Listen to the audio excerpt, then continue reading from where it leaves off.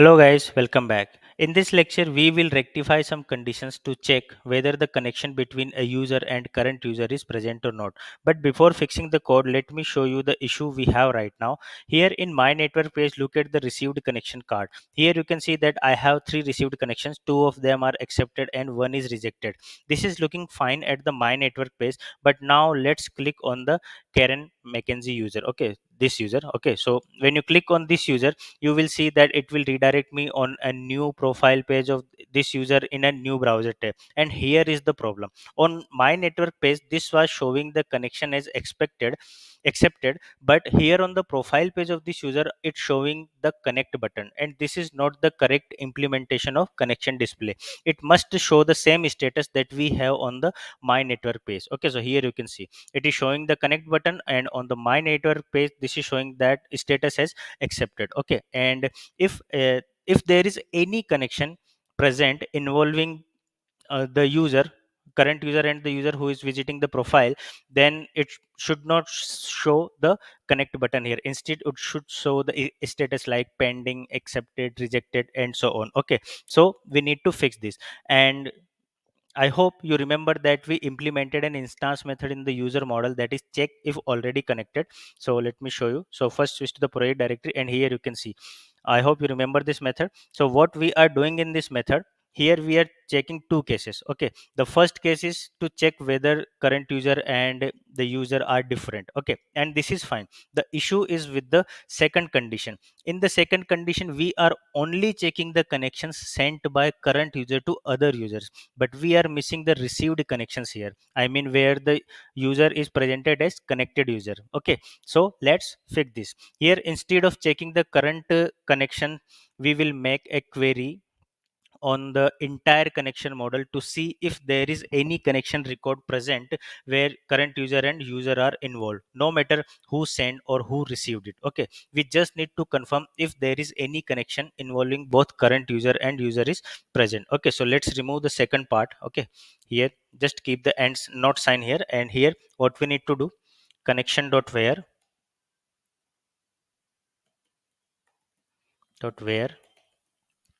Okay, and here we need to write a query. Okay, and here just to add the parenthesis, and then what we can do, user id is equal to question mark, and connected user id is equal to question mark. Okay, and now use the or keyword, and we need to use the same thing. Okay, that is user id and connected user id. So just paste it here. Okay, and now we need to provide the arguments here. Okay, so first is user dot id, then current user dot id. Okay, and here current user dot id comma user dot id. Okay, and then what we need to do, if it is present. Okay, now let me explain you that what this query will do. Here you can see what we did, connection dot where user id equal to and connect user id equal to. So what we are passing argument to this first part, that is user dot id and current user dot id. It means if there is any connection present that is sent by the visited user to the current user. Okay, and in the second part what we are doing, that we are checking if current user has sent a connection request to that user. Okay, and if it is present, then only we will return the value as true. Sorry, if it is not present, then we will return the value as true. Okay, now save it and come to the browser and refresh the user detail page. Okay, so if you save it and refresh the user detail page, you will see an error. Okay, and the error is in the application helper method that we implemented to get the status. Okay, so to fix this error, go to the application helper. So switch to the project directory again and open the application helper, and here you can see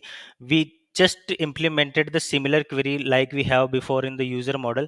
Okay, and there we also checking only for the send connection of the current user. Okay, so now we need to fix this, or you can say that we need to write the same query here. So what we can do, we can simply copy this query, that is connection dot where user id, and just remove the present part. Okay, and now paste this query here. So what we can do, we can remove this line and replace it here, and also make the word rep in so that we can see the entire query in single line.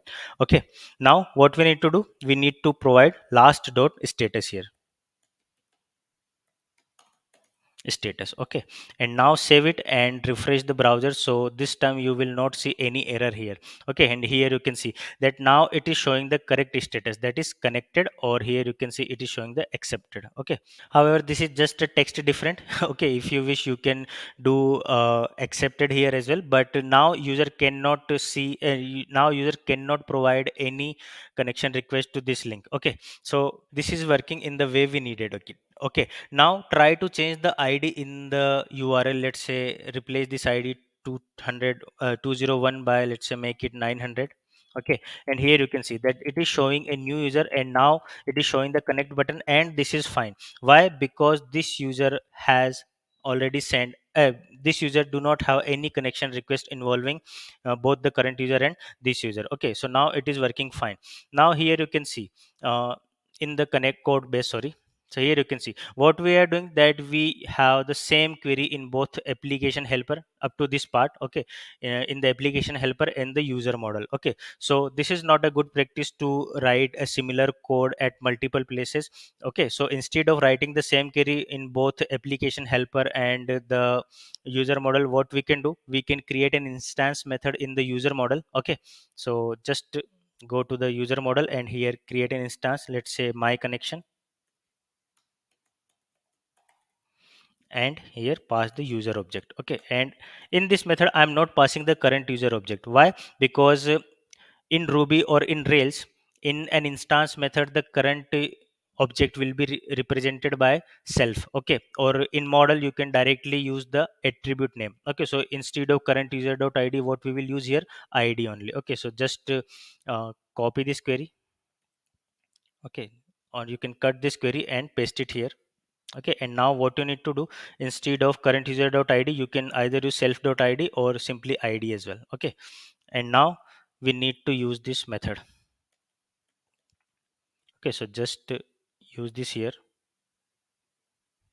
Okay, and this will work same as expected, and into the application helper we need to use the same method as well. Okay, so you can do it here. Okay, now if you save this and refresh the browser, you will still see the same output. Okay, here my network page is working fine, and if you click on it, okay, here is some error. So here we need to call it on current user object. Sorry, that was my mistake. You need to call it on instance, and current user is the instance of the user model. Okay, now save it and refresh the page. You will see that everything is working fine. Okay, and that's what we wanted to do. But here is one more thing that we can fix. So here you can see that what we are doing here, we are using the current user here, so we can remove this current user from here, and instead of current user not equal to user, what we can do, if self not equal to user. Okay, so in that way we can change the number of argument in the method. Okay, so replace this current user by self. Okay, and now in the application helper we can also remove this current user. Why? Because in the helper classes or in the controller classes you can directly use current user object if user is signed in into the system. Okay, so now what we need to do is the last thing, because if you go to the browser and refresh the page, now you will get error. Why? Because here in the member description page, what you can see that, sorry, member personal details page, what we are doing, that we are getting the we are calling this method with two arguments, that one is current user and other is user. Okay, so now what we need to do, we need to use this additional current user argument from here. Okay, else you will get the argument error. So remove this and remove this as well. Okay, and here what you can do, if it is rejected, then make it danger.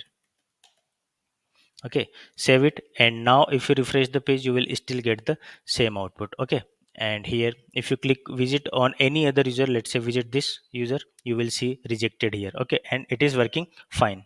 So everything is working fine. Now let's try this with the requested connection. Okay, by accepting a connection for the current user. Here you can see when these are all the connection that user requested from other user. For example, if you click on this user, okay, so you will see that it is showing the pending as status, and the user id is 1 here. Okay, so now let's go to the rails console and get the user email of with id 1, rails c. Okay, and here get the user dot find one. Okay, and now what we need to do, just copy this email. Okay, and go to the browser and open a new incognito tab, and in the incognito tab sign in with this user. Okay, click on sign in here and paste the email and use the password. And now you can go to the my network page. Here you can see that in the received connection we can see the current user that is on the different tab. Now if you click on it, accepted. Okay, and then go to the other browser tab and now refresh the page. It will show you the button as connected. Okay, so now everything is working fine and we fixed the connect button issue here. Okay, now if user is connected, then it will not show you any button to connect with him. Okay, so everything is working fine here. Okay, and so far we achieved sending connection request to other users, take action on received connections from other users. Now in the next lecture we will be working on showing the connection counts on a user detail page. For example, here you can see that if when I visit this user, here I will display a link which will show the connection count of the user, just like LinkedIn. When you see a profile on the LinkedIn of any user, then you will see like 100 connection, 330 connection, 500 plus connection, and so on. And when you click on that link, then it will be open in the new page and you can see the list of users connected with that particular user. And we will do the same thing in our project as well. Okay, but in the next lecture. Meanwhile, try this lecture at your end and we will meet into the next lecture. Till then, tata, goodbye, take care and stay safe.